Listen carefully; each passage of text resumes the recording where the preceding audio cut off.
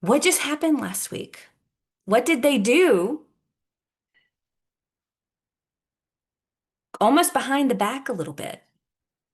One thing, at the exact same time, they pushed the Epstein files aside, of course. Yeah. Don't worry. God's got them. We're going to talk about that in a minute. Don't worry. God, no one gets away with anything. They have to stand before him.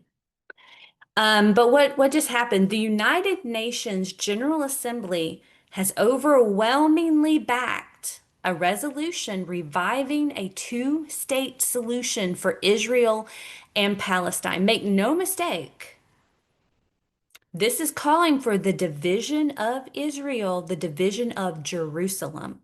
Okay? That's what they just did. Less than 24 hours after Benjamin Netanyahu said that there would never be a Palestinian state. So you see the heads butting here. But they are calling this resolution an irreversible path to a Palestinian state.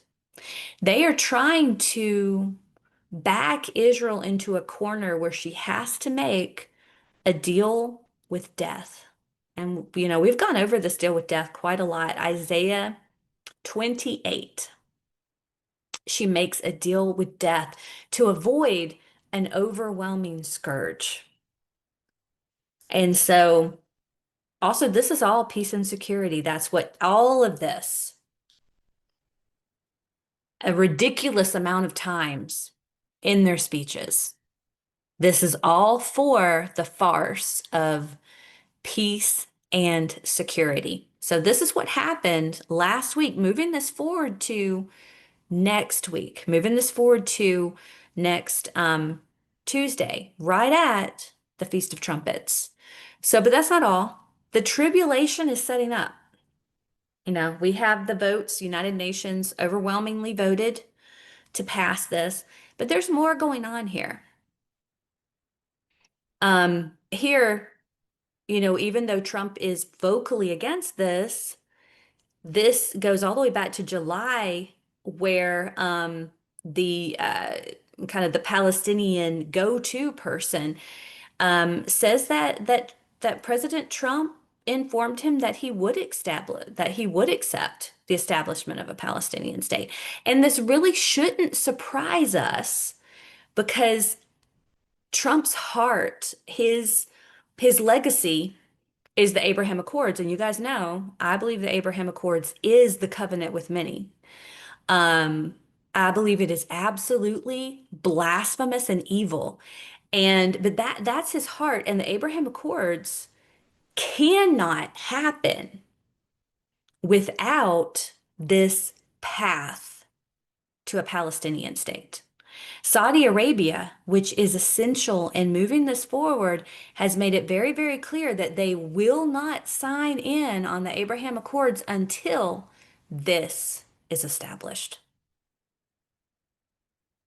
So there is there is more going on behind the scenes to make this deal because this deal, this covenant with death is extremely important to the world.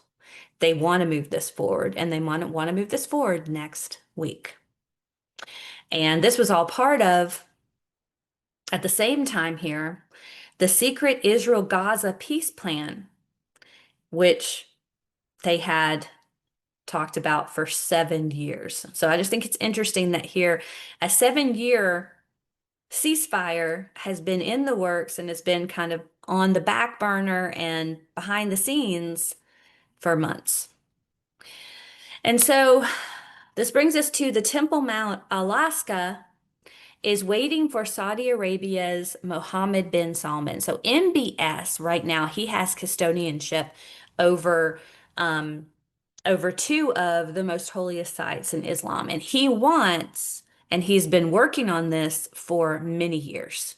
It is no secret. You can easily Google it. There's lots of information out there that he has been working on having custodianship over the Temple Mount.